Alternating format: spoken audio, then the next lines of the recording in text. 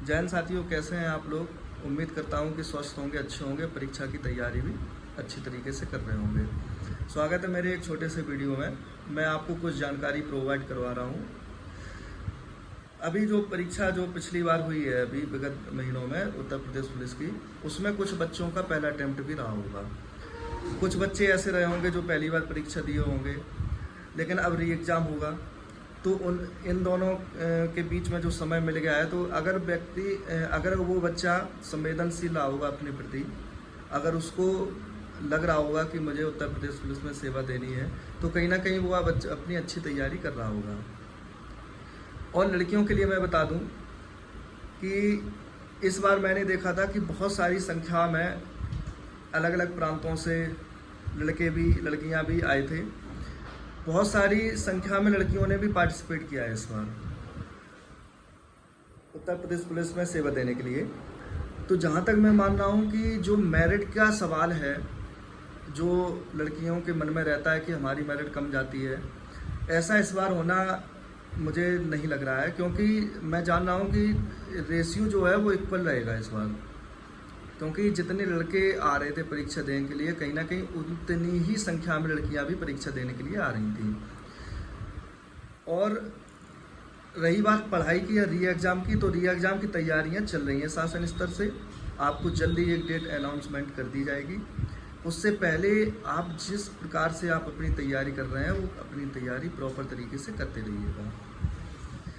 लड़कियां भी अपना सब्जेक्ट तो दोनों के लिए बराबर है, चाहे वो लड़का हो चाहे लड़की हो, सब्जेक्ट तो वही रहेगा, क्वेश्चन भी वही रहेगा उनके लिए, पेपर भी वही आएगा, सब कुछ सेम वही रहेगा।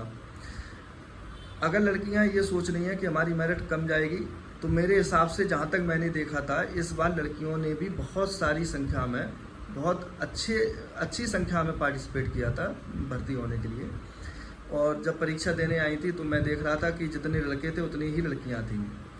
तो कहीं ना कहीं मेरिट जो अप डाउन का सवाल है, ये तो आगे की बात है। बकाया अगर ये सोच के वो अपनी तैयारी कर रहे होंगे तो मेरे तो 10 नंबर 20 नंबर कम जाती है, तो ऐसा इस बार नहीं होगा।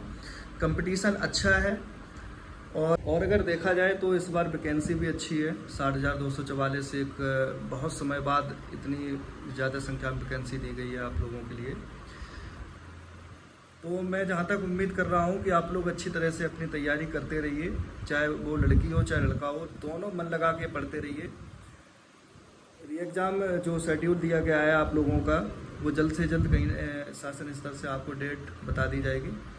इससे पहले आप लोग अच्छे से अपनी कंपटीशन की तैयारी करते रहिए। ये कंपटीशन एग्ज़ाम है, और इसमें जब तक आप अच्छे तरीके से मेहनत करके नहीं आएंगे, आप इसको नहीं निकाल पाएंगे। चाहे वो पुलिस के एग्ज़ाम हो, चाहे अन्य एग्ज़ाम हो, कोई भी एग्ज़ाम हो, आपको पढ़ना बहुत ज़रूरी है। पढ़ाई का पैटर्न भी आपको पता होना चाहिए कि किस तरीके से हमको पढ़ाई करनी है, और उसी तरीके से हमको पेपर में किस तरीके से क्वेश्चन हल करने हैं।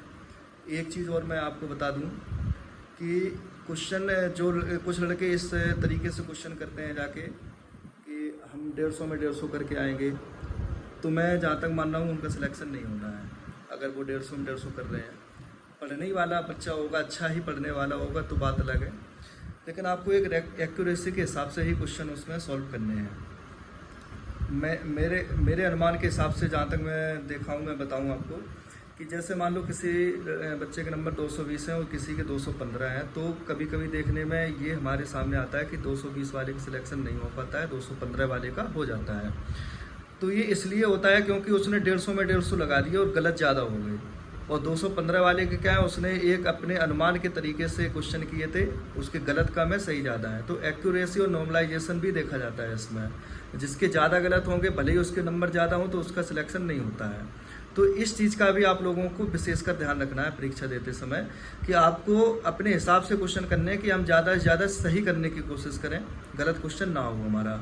और ज़्यादा क्वेश्चन करें भी नहीं, मतलब कोई 145 कर रहा है, कोई 150 कर रहा है, कोई 140 कर रहा है, बिना बात के कर रहे हैं ये सब। तो इन सब चीज़ों का कोई मतलब नहीं है। आपको एक अपनी प्रॉपर तरीके से ही, जिस तरीके से आप तैयारी करके गए हैं, एक नंबर के हिसाब से आपको क्वेश्चन उसमें सॉल्व करने हैं, जिससे एक्यूरेसी हमारी डाउन ना हो। तो यही सब बातें थी आप लोगों को बताने के लिए। समय समय पर जब तक री एग्ज़ाम नहीं होता उससे पहले मैं कोशिश करूंगा कि आपको कुछ परीक्षा से संबंधित ऐसी बातें ज़रूर मैं बताऊंगा वीडियो के माध्यम से, कि जिसमें आप बच्चे गलती ना करें उसमें, कि हमें किस तरीके से परीक्षा देनी है, क्या पैटर्न रहेगा हमारा। जो पैटर्न मैंने पिछली वीडियो में भी बताया था आप लोगों को कि आपको किस तरीके से तैयारी करनी है और किस तरीके से पेपर देना है, तो उसी हिसाब से आप लोगों को तैयारी करके पेपर देना है जाके। री एग्ज़ाम का शेड्यूल शासन स्तर से तैयार किया जा रहा है और जल्दी आपको डेट का पता चल जाएगा। उससे पहले आप अच्छी तरीके से तैयारी करते रहिए। मेरी शुभकामनाएं आप लोगों के साथ कि आपका पेपर जल्द से जल्द होगा और अच्छा ही होगा। तो यही सब बातें थी बताने के लिए। इन सब चीज़ों को आप ज़रूर फॉलो करिएगा और अगर मेरे चैनल पे नए हैं तो उसको सब्सक्राइब करिएगा, बेल आइकन को प्रेस करिएगा और वीडियो को शेयर करिएगा। आप लोगों का प्यार हमारे लिए सर्वोपरि रहेगा और मैं आप लोगों से यही उम्मीद करता हूं और शुभकामनाएं भी देता हूं आप लोगों को कि आपका एग्ज़ाम अच्छा ही होगा। सभी लोगों का, सभी बच्चों का एग्ज़ाम अच्छा होगा। तो इसी वीडियो के साथ आप लोग अपना ख्याल रखिएगा और परीक्षा की तैयारी करते रहिएगा। जय हिंद।